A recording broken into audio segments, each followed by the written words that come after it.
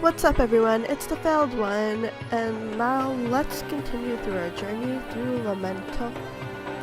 So, the moon of light had set and colored the clouds red, and the moon of shadow floated in the sky.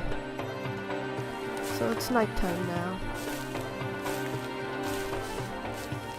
As night fell, he started to worry that he'd been walking in circles. Once lost, he would never leave. He knew what they had meant now. It must be pretty disorienting and confusing in the forest. As Konoe walked carefully to avoid the void, he saw a large tree ahead. Its trunk was larger than those of the other trees, and its roots sprawled over the ground. It looked like a good place to rest. Sounds like a really big tree. He felt his tail had been hounded with fatigue, and thought that soon the rest of his body would be too. So does that mean his tail's like flopping down and can't lift it up? Konoe debated whether he should rest now or not, but feeling like he was just recklessly advancing, he decided to rest among the roots for tonight. Approaching the tree, Konoe sat down to hide himself. He breathed in the cool night air and exhaled slowly. If Konoe listened carefully to the silence, he could hear odd cries and noises. A scent of moist earth rose strongly from beneath his feet. He didn't know what could happen next. Konoe dozed off until morning came, then scanned the surroundings with his ears.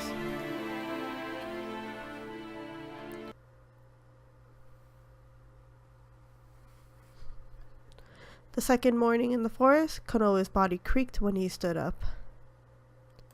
Must be tired. It must not be very comfortable either. He'd scrunched his body up into awkward positions so he didn't feel rested. Yeah. He slowly lifted himself in the base of the tree roots. He had a faint headache, but he stretched out and shook it off.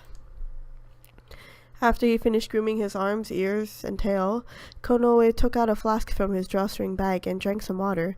Then he took some of the dried grass roots. He was thirsty, but he didn't feel very hungry. It was probably due to his anxiety.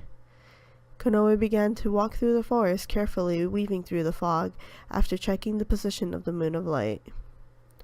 I don't know about you guys, but I kind of understand him, how when you're really anxious, you don't feel like eating. Like when I'm super stressed, I don't even want to eat. I just want to just work on my thing, whatever it is, or what's making me stressed, and then, but yeah, I don't exactly feel like eating either.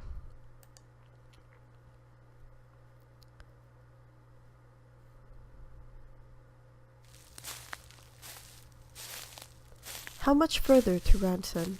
I think we still have a long way to go. Moreover, Konoe wondered if his pursuers from Karo had entered the forest. As he continued onwards, he held these uneasy thoughts in the back of his mind. I honestly don't think they even want to go into the forest, so they probably let us go, thinking, yeah, he'll die anyways. Too bad we don't have a sacrifice. As he walked, Konoe marked the tree trunks with his claws. All too soon, the moon of light climbed just above him. He sighed a little and stopped.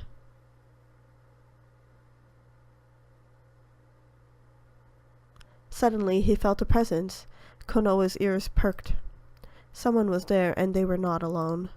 There was the sound of branches being tread on, and the sound of clothes rustling. The air vibrated, confirming a presence. 2, 3, maybe more. Maybe he was surrounded. They were watching him. Bandits. Several rough breaths overlapped and echoed through the trees. Wouldn't surprise me if there were bandits out here. Good place to jump people. Konoe backed up to a tree, lowering his stance and moving a hand down to the sword at his waist.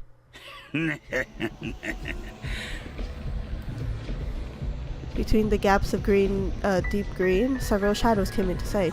Above them all, an especially large shadow shook with laughter.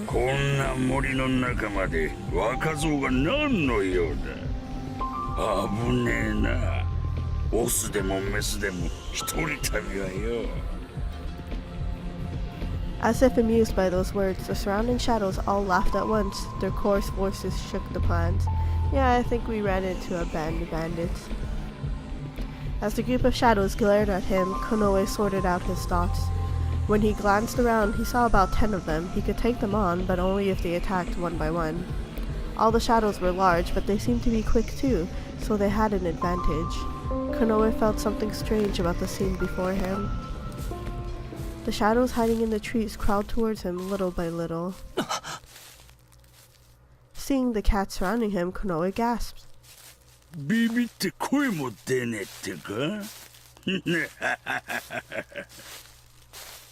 Yeah, he has that ugly bandit face. They were definitely bandit cats. They squared their shoulders, eyes shining with laughter. But something was wrong. There was a strange, indescribable heat swirling around them. Instantly, the hair all over his body stood on end. Chills ran through him. This was bad. The signs of his empathy. He couldn't control it, and the feeling flowed smoothly into Konoe's heart. Oh no. But why? He didn't touch them. So, I guess we're learning that we have another new power. Just like the tongue of a serpent.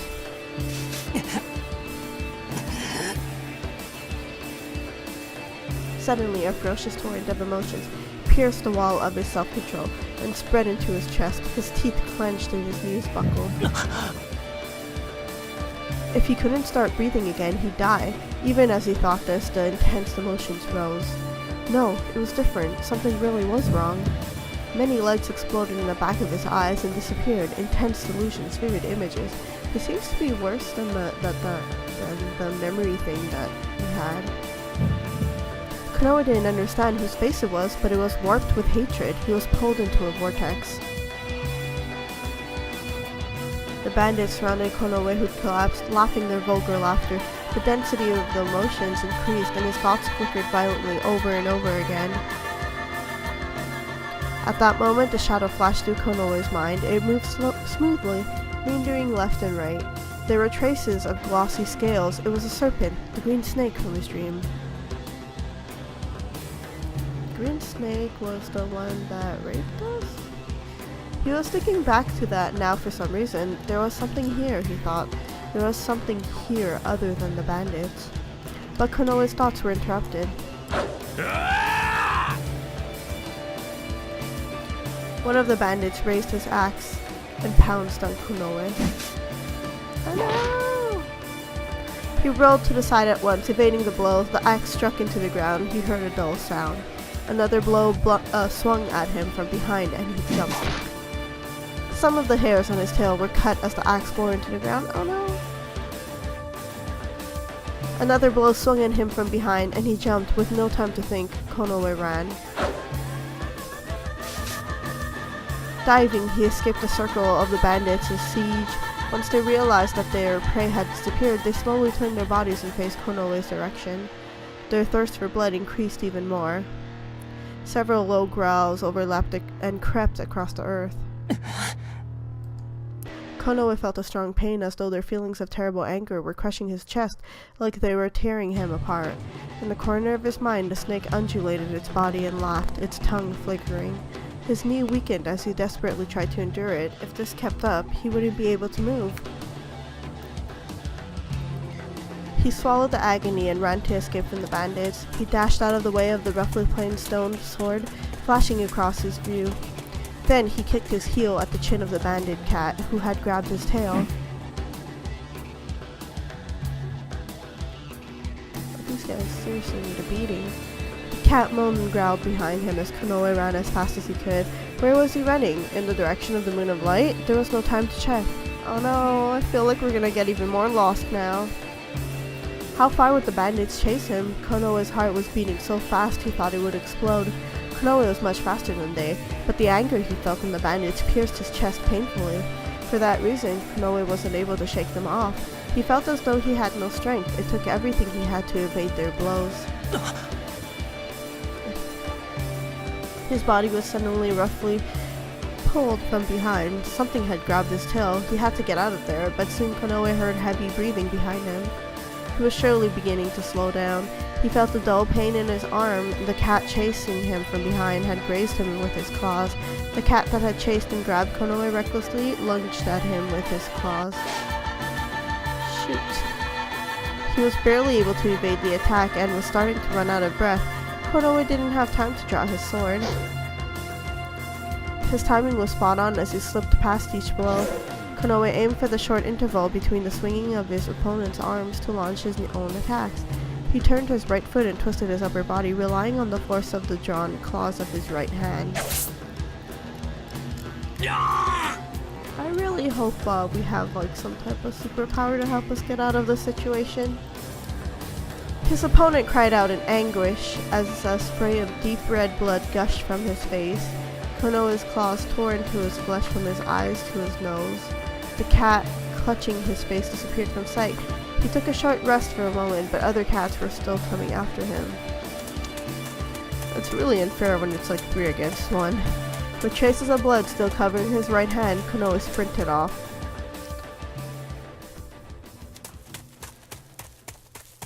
The muscles of his legs ached and his feet hurt. His body ached in other places too, places he didn't even stop to consider. Still he ran.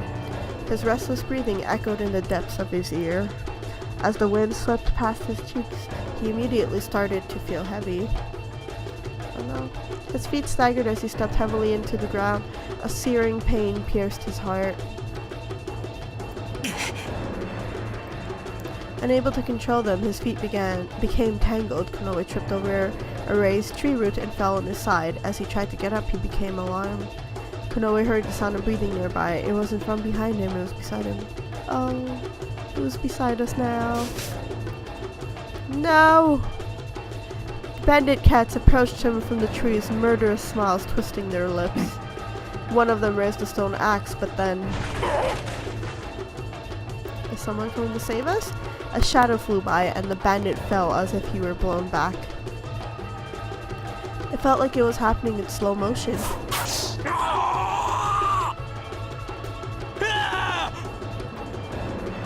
Screams rent the air, one after another. Konoe stopped and looked behind him. The bandit cats behind him had fallen with their eyes rolled back in their heads. They convulsed as bloody froth emitted from their mouths. When he looked closer, he could see a straight red line sliced through their necks. One cat was going to attack Konoe from the right, but a long sword pierced her body. The figure that seemed to have jumped away was completely helpless. His tongue lolled out of his mouth. Then suddenly a single stream of blood trickled down. It felt like time had stopped. Standing in front of the dumbstruck and frozen Konoe was the back of a cat he had never seen before. He wasn't a bandit, 'cause he's our savior. He had long silver white hair with small rounded ears and a thick bushy tail. He looked like he was a descendant from the line of a large Rubica. Ah, so it's a large cat. In both hands he wielded a sword, one of which was buried in the bandit's body. When the silver-haired cat drew his sword out of the body, he flicked the blood off and slowly looked over his shoulder. Yeah, he's hot. Blue-eyed pierced through Konoe. His heart leapt. The silver-haired cat had only one eye. The other eye was covered by an eye patch. But when the moonlight shone through the foliage, that one eye still reflected a strong and quiet light. Instantly, Konoe forgot about his vigilance. Silver hair swayed suddenly in a breeze. What do we do? So we've got gaze at his face unintentionally, looked dazed. So we either show off that we're strong, or we look at him like, I don't know what's going on.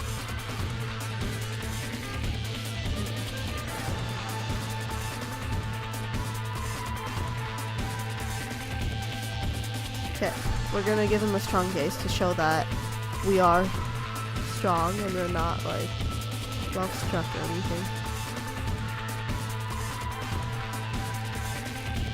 Konoe stared at the cat in front of his eyes as if he were eating into him.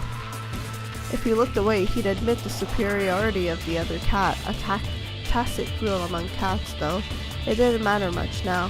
He just felt strongly that he didn't want to look away. For a few seconds their eyes matched wordlessly. A bandit's cry broke the impossibly long silence. The cat with the silver hair looked back immediately. There were many shadows following now from the path he'd come running down. The pain that faded away in Konoe's chest now came back again. He began to feel those empathetic feelings again, tearing through his clothes. Konoe thought that he wouldn't be able to tolerate it any further.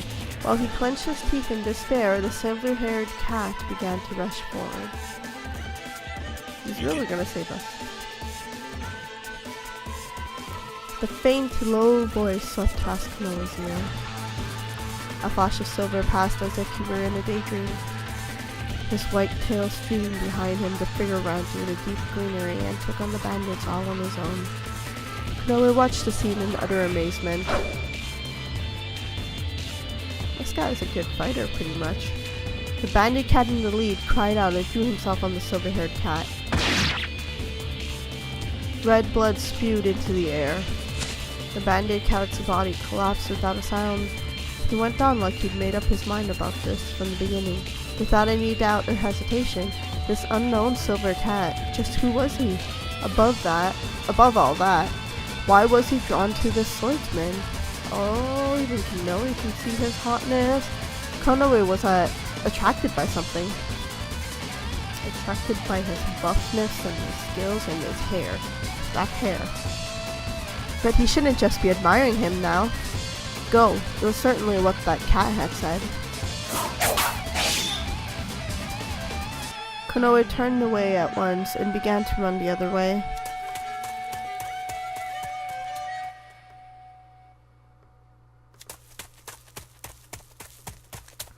Konoe obeyed the words of the silver-haired cat as if he'd been enchanted.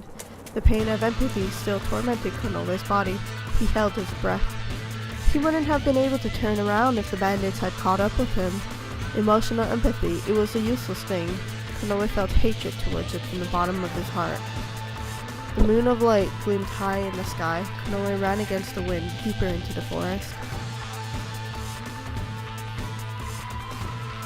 In the meantime, the silver-haired cat didn't look back at Konoe as he ran, and raised his sword instead. His appearance wasn't fierce, rather he seemed to look indifferent. But the moment his sword sliced into flesh, there was definitely a small smile on his face. There was a muffled scream, red lifeblood dripped to the ground. The green was dyed with flecks of vivid red. Whenever his silver hair fluttered, sprays of blood danced behind him, as if following his every movement. The bloody feast in the deep forest was interrupted, only the silence in the air indicated its end.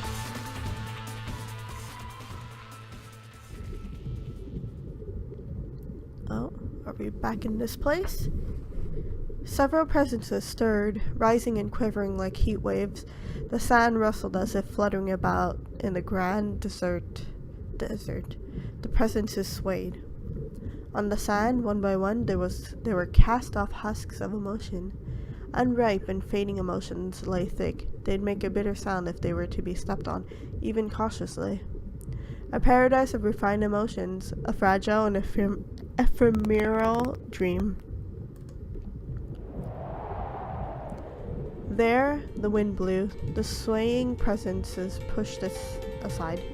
On the wind were 4 fragrant colors, sometimes as sweet as a sugar or pastry, sometimes as still as the resting leaves, sometimes as strong as angry rain, sometimes as sharp as restless iron. The 4 winds raged fiercely. They spoke of one, salvation. Salvation to be rid of the cast-off shells of emotion. They flew away from this paradise. They were set free from their prison. How? It was quite simple, and even simpler when shared, but there was no one to share it with. No one could grant their wish, because they could not reach. Even if they shouted at the top of their voices, they knew they would not be accepted. The winds laughed. The sound from the 4 colors echoed. The 4 colors whipped up the sand. They could go to continue their search. Voiceless voices echoed. The four winds dispersed and cast long shadows into the sand. One sweet, one quiet, one strong, one delighted. Interesting. They looked at each other and scattered into the sky. They appeared to be enjoying themselves. No one could see them. Four shadows laughed. The sand around the cast-off shells whirled up. There was an empty sound as Konoe ran with all his might.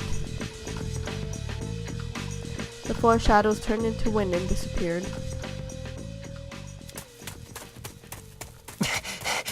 So they really are here to watch us and be amused by us, by Konoe. How far had he run? All sense of time had left him long ago. Breathing was painful, even though Konoe wouldn't stop running. The silver-haired cat, that cat had a mysterious intensity to him. He remembered his cold blue eyes. That cat was strong. He had a powerful air about him. He took on 10 or 20 bandits like it was nothing. Konoe was extremely grateful that he helped him escape.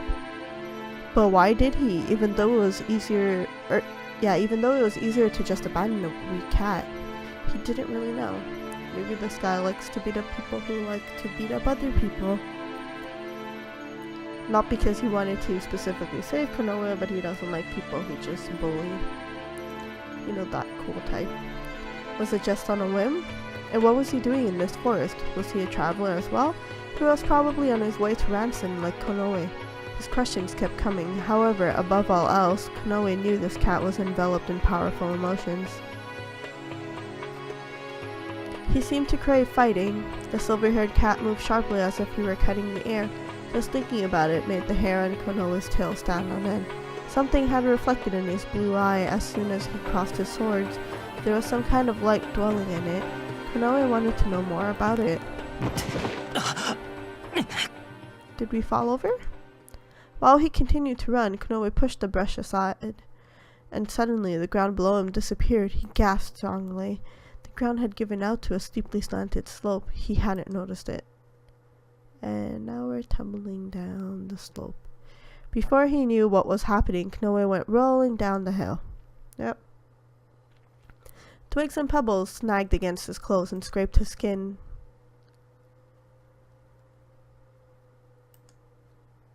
When he finally stopped, Konoe found himself face down in mud. So, I'm going to end it here for today. We got to meet a new character. I think, well, the silver-haired guy, I think he's going to be one of our choices. I believe he was one of our choices. He seems like a really cool type of guy, and Konoe seems to take a liking to him too. So, until next time, bye!